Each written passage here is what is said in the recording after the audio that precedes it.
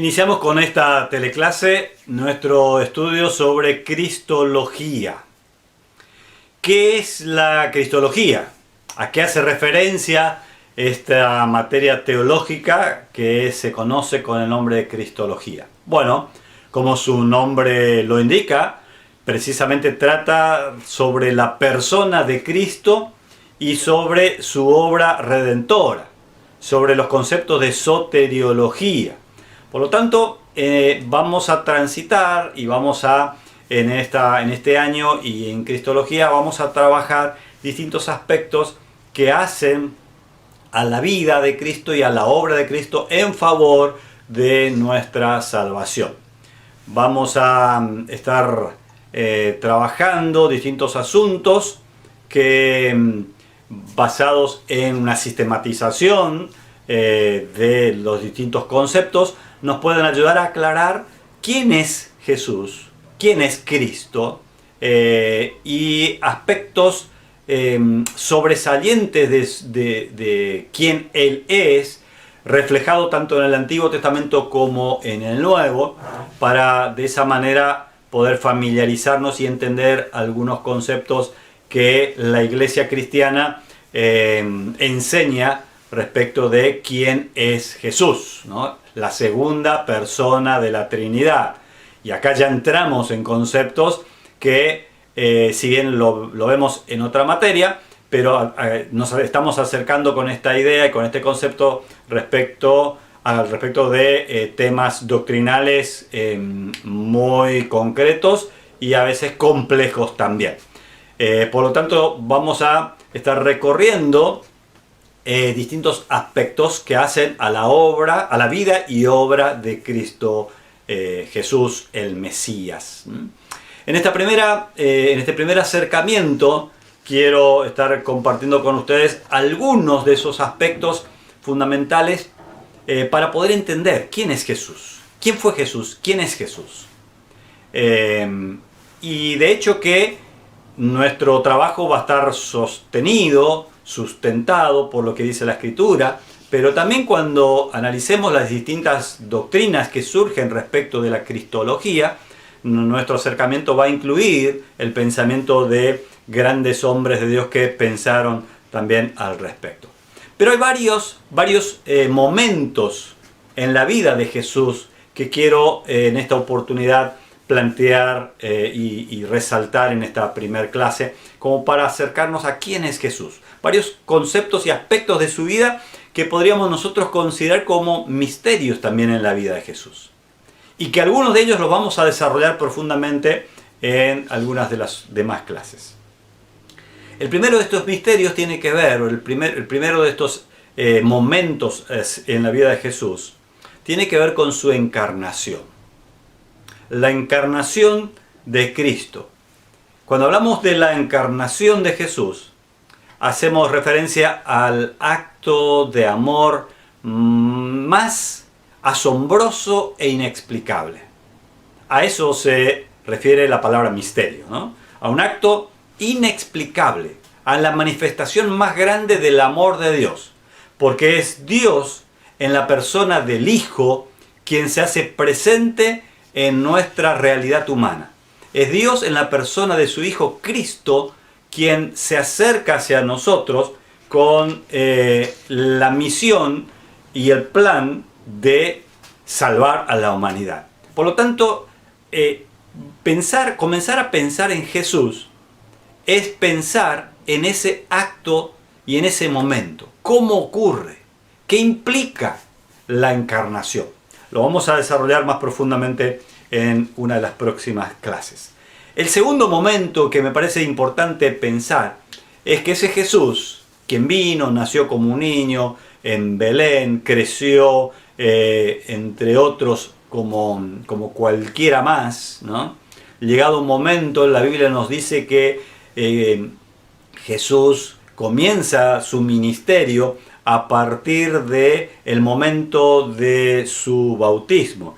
Y es a través de ese momento en el que Jesús comienza a desarrollar lo que nosotros conocemos como su ministerio salvífico, ¿no? Su esos 3 años y medio en los que Jesús desarrolla su tarea, su ministerio salvador.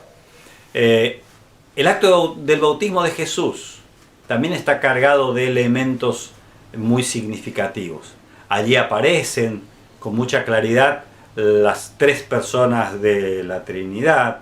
Es ese acto de bautismo lo que algunos consideran como la revelación de Jesús como Mesías, ¿no? Por todo lo que ocurre ahí. Juan el Bautista que dice: yo no soy digno de desatar el calzado de este, yo debería ser bautizado por vos y vos me pedís que yo te bautice. El Padre que dice: este es mi Hijo amado, a él háganle caso, escúchenlo, síganlo, ¿no? Hay allí expresiones que podríamos nosotros entender como expresiones que comienzan a revelar a Jesús como el verdadero Mesías. Otro elemento importante en ese inicio del ministerio de Jesús tiene que ver con lo que ocurrió muy rápidamente después de su bautismo. Jesús se retira al desierto y es allí en el desierto donde Jesús comienza a prepararse para el ministerio, y su preparación ministerial tiene que ver con un momento muy drástico, muy crítico, que los evangelios lo relatan como las tentaciones de Jesús, ¿no? Las tentaciones de Jesús. Las tentaciones en las cuales Jesús también da respuestas al tentador muy categóricas, y donde también hay una revelación de nuevo, ¿no? Al Señor tu Dios adorarás, no tentarás al Señor tu Dios. Jesús vence en aquel momento al tentador, vence a Satanás, lo que también nos muestra su característica, siendo Él Dios que se hace hombre, pero ahora, a diferencia del primer hombre, no cae en la tentación. Contrariamente a lo que pasó con Adán allí en el jardín del Edén, cuando fue tentado y cayó, ahora este segundo Adán, Cristo, el Salvador, el Mesías, también tentado por Satanás, provocado por el enemigo, obtiene victoria. Y una victoria que también es aplicable hacia nosotros, una victoria que nos anima a entender su verdadero carácter mesiánico. Cuando Jesús empieza su ministerio de predicación, podríamos considerar la predicación de Jesús también como algo interesante, porque lo que muchos decían, que enseña como quien tiene autoridad. Había en la predicación de Jesús algo que lo hacía diferente. Jesús hizo de la predicación del reino de Dios su eje fundamental. Él vino para eso. Precisamente su misión tenía que ver con presentar el reino, con acercar el reino de Dios a la humanidad. Por esa razón, el eje central de la predicación de Jesús estaba basada en el reino. Una prédica que confrontaba las realidades de los reinos con la del reino. La realidad de los reinos de esta tierra con el mensaje de salvación, de vida eterna que Jesús venía a presentar. Junto a la predicación y al mensaje del reino y confrontativo de Jesús, también encontramos los distintos momentos que llamamos milagros, ¿no? Los distintos milagros que las Escrituras nos reflejan y nos documentan, que son hechos que asombran. Un milagro es eso, es un hecho que asombra, produce admiración y que son básicamente expresión de su misión divina. Los milagros acompañaban la predicación de Jesús como elementos o como documentos de expresión de su divinidad. Eran signos, ¿no? Los milagros son signos de liberación contra el poder de Satanás. Si todo lo malo es obra del enemigo, ahora Jesús, no solo con su prédica, sino también con su intervención poderosa, milagrosa, liberó a un montón de gente de las aflicciones a las que estaban sometidas por el enemigo. Por esa razón, también en esos actos milagrosos, podemos ver nosotros la gran victoria del Señor sobre precisamente el príncipe de las tinieblas, el príncipe de este mundo. Dentro de su predicación, los evangelios destacan y resumen o reúnen de manera resumida aquello que algunos consideran como el documento de ética del cristiano, ¿no? Estoy refiriéndome a las bienaventuranzas. Jesús no solo predicaba del reino, sino que además decía que aquellos que quieren ser parte del reino también tienen que vivir de una manera diferente, tienen que diferenciarse de los demás, de los que viven conforme a los principios de los reinos de esta tierra. Por lo tanto, las bienaventuranzas provocaron cierto escándalo también para sus oyentes, porque lo que Jesús planteaba en aquella oportunidad era una escala de valores superiores, una ética superior, una escala de valor acorde al reino de los cielos. Y esto generaba en los oyentes de Jesús asombro, admiración y en algunos también un poco de bronca, ¿no? Pero en realidad lo que Jesús está planteándonos a través de las bienaventuranzas tiene que ver con lo que debe o cómo debería reflejar su vida todo aquel que dice ser discípulo de Jesús, ¿no? Aquel que decide seguir a Jesús debe vivir también como Jesús espera que vivamos.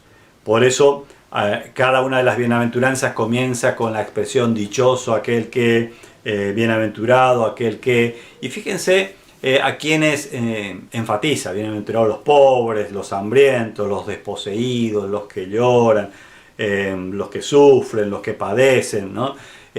Podríamos decir los olvidados, ¿no?, de la sociedad.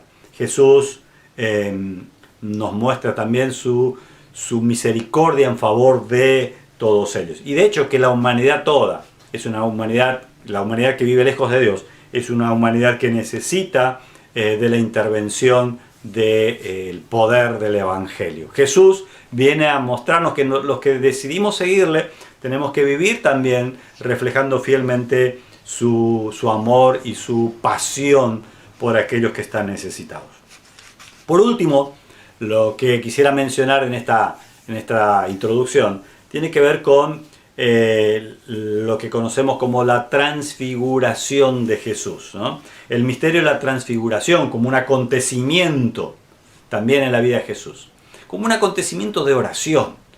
Nosotros encontramos en las Escrituras allí el momento en el que Jesús es transfigurado ante sus discípulos, y en aquel momento allí junto a Moisés y Elías como representantes de la ley y de los profetas, Jesús toma una significancia para con aquellos discípulos realmente importante, y de nuevo una transfiguración que reivindica su tarea mesiánica, ¿no?